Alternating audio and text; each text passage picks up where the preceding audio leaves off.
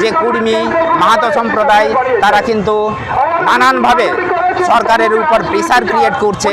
কিসের pressure? Vote ব্যাংকের অজুহাত বা ওই প্রেসার বা একটা চাপ তৈরি করছে। তারা বারংবার তারা আন্দোলনের মধ্য দিয়ে, রেল টেকা ডহর ছেকার মধ্য দিয়ে বা ঘাগর ঘেরা, এই সমস্ত জিনিস যে টার্মগুলো আপনারা শুনেছেন অলরেডি আপনার পরিচিত, এবং সাধারণ মানুষ তার মধ্য দিয়ে তারা বিভিন্ন সমস্যার মধ্যে পড়েছে। অর্থাৎ তারা কিন্তু সিআরআই রিপোর্টের মাধ্যমে তারা সরকারের, রাজ্য সরকারের মাধ্যমে তারা দাবি দাওয়া জানাতে চেয়েছিল। সেই প্রথম সিআরআই রিপোর্ট 2018 সালে যেটা রাজ্য সরকার কেন্দ্র সরকারের কাছে পাঠিয়েছিল, সেটা রিজেক্ট হয়ে ফেরত এসে তারা আবার পুনরায় সেটাকে মডিফাই করে দেওয়ার চেষ্টা করেছে। তো এই যে চেষ্টা, তার মধ্য দিয়ে সরকারের কাছে বারংবার তারা অন্যায় আবদার এবং জোরপূর্বক তারা কিন্তু এটা মডিফাই করার চেষ্টা করেছে।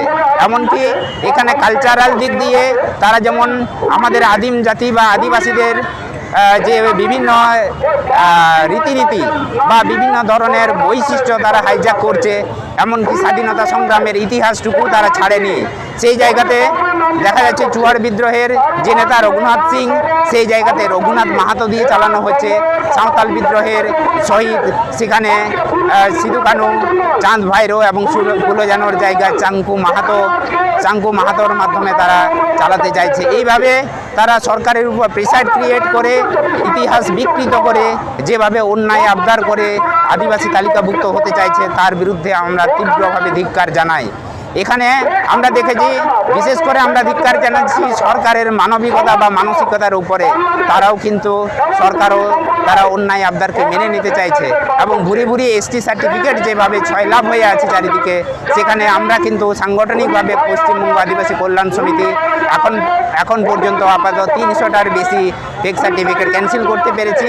আগামী দিনে নাছোড়বান্ধা আমরা সাংগঠনিক কাজকর্মের মধ্য দিয়ে দক্ষতা এবং আমাদের নিরপেক্ষতা এবং বিভিন্নভাবে আমাদের লজিক্যাল পয়েন্টের ভিত্তিতে আমরা সেই ফেক সার্টিফিকেটগুলো আমরা ক্যান্সেল করব, এই কথা দিচ্ছি।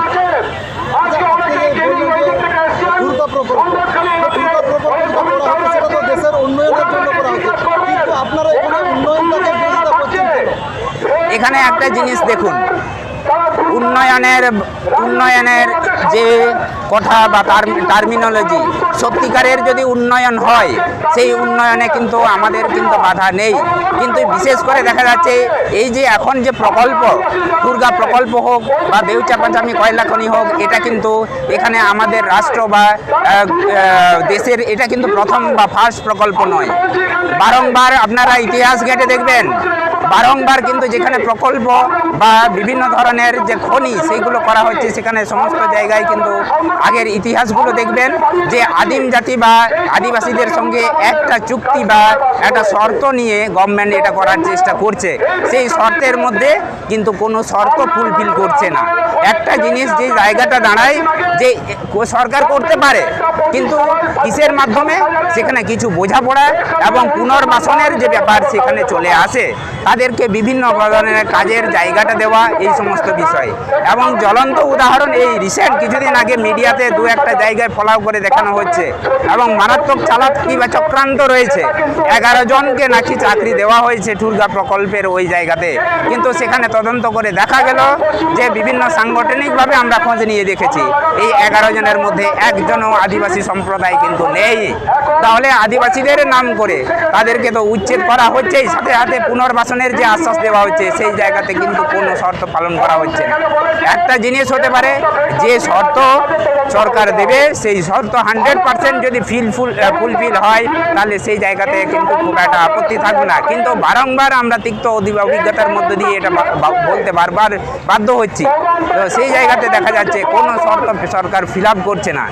এবং এখানে যে গ্রাম সভার যে বিষয়টা, আইনগত সাংবিধানিকভাবে যে জায়গাটা আছে, সেখানে গ্রাম সভার যে গুরুত্ব সেখানে কিন্তু কোনো দেওয়া হচ্ছে না। বারবার দেখা যাচ্ছে বিভিন্ন এসডিও হোক, রেঞ্জ অফিসার হোক, নতুন যারা বাংলা কথা বোঝেন না, যারা আঞ্চলিক ভাষা বোঝেন না তাদেরকে বারবার পোস্টিং করা হচ্ছে সেই জায়গাগুলোতে, এবং ওদেরকে সামনে রেখে যে বিভিন্নভাবে মানুষকে বুঝিয়ে বিভিন্নভাবে বারবার এরকমভাবে নতুন নতুন মানুষকে এনে সেই জায়গাতে ওনাদের সরকারের যে প্রয়াস সেটাকে প্রতিষ্ঠা করার চেষ্টা করা হচ্ছে। সেখানে আমরা আদিম জাতি, আমরা স্বচ্ছ কথা এবং পরিষ্কার কথা, একটা কথা 100 কথার সমান আমাদের সেই জায়গাটা আমরা আসতে চাইছি। যে শর্তগুলো দেওয়া হবে, যে শর্ত বোঝাপড়ার মাধ্যমে আসছে, সেই শর্ত যাতে 100% ফুলফিল হয়, তাহলে কিন্তু সেই জায়গাতে আমরা নামতে রাজি আছি। কিন্তু বারংবার বিভিন্ন ইতিহাস বা ঘটনার ভিত্তিতে যা জেনেছি, সেখানে কিন্তু এই আশ্বাস বা ভরসার উপরে কিন্তু আমাদের বিশ্বাস হারিয়ে যাচ্ছে। এই জায়গাতেই আমাদের আপত্তি। আজকে যে এই ইউনাইটেড আদিবাসী অর্গানাইজেশন দেখতে পাচ্ছেন আপনারা, এই ইউনাইটেড ফোরাম অফ অল আদিবাসী অর্গানাইজেশনের ডাকে আজকে কলকাতার রানী রাসমণি রোডে যে ধিক্কার ও বিক্ষোভ সমাবেশ আজকে সম্মিলিত হয়েছে বা আজকে যেটা পরিবেশন করা হচ্ছে, সেটা কিন্তু আপামর আদিম জাতিদের অনেক দিনের দীর্ঘদিনের জ্বলন্ত ইস্যু এবং ক্ষোভ নিয়ে এই বিক্ষোভ সমাবেশ এবং ধিক্কার মিছিল আজকে আমরা এখানে সমবেত হয়েছি। তো এখানে মূলত ইউনাইটেড ফোরাম থেকে 4টি ইস্যু বা দাবি এখানে জানানো হচ্ছে। সেই দাবি বা ইস্যুর ভিত্তিতেই এখানে বিক্ষোভ সমাবেশ। তার মধ্যে প্রথম পয়েন্টে আছে যে আদিবাসীরা যেভাবে আদিবাসী তালিকাভুক্ত হতে চাইছে তার বিরুদ্ধে প্রতিবাদ এবং ফেক এসটি সার্টিফিকেট বাতিল এবং শাস্তি দেওয়ার বিষয়ে। সেকেন্ড যে পয়েন্ট ইউসিসি বিলের বিরুদ্ধে।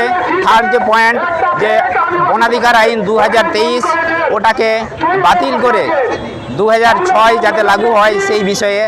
আর পুরুলিয়ার যেখানে ঠুরগা প্রকল্প এবং দেউচা পাঁচামি কয়লা খনি যেখানে সরকার করার প্রয়াস নিয়েছে সেইটা বাতিল করার দাবিতে। আর চতুর্থ পয়েন্ট হচ্ছে, আপনারা জানেন মণিপুরে যেভাবে ন্যাক্কারজনক ঘটনা এবং নারী নির্যাতন ঘটেছে, এই সমস্ত চরম অন্যায়ের বিরুদ্ধে আজকে আমরা সম্মিলিত হয়েছি। আর আমি চারুচাঁদ হাঁসদা, আমার পরিচয় হচ্ছে যে সান্তালি প্রফেসর অ্যাসোসিয়েশনের একজন মেম্বার হিসেবে, আর সাংগঠনিক পরিচয় হচ্ছে পশ্চিমবঙ্গ আদিবাসী কল্যাণ সমিতির ভাইস প্রেসিডেন্ট হিসেবে আমি আছি।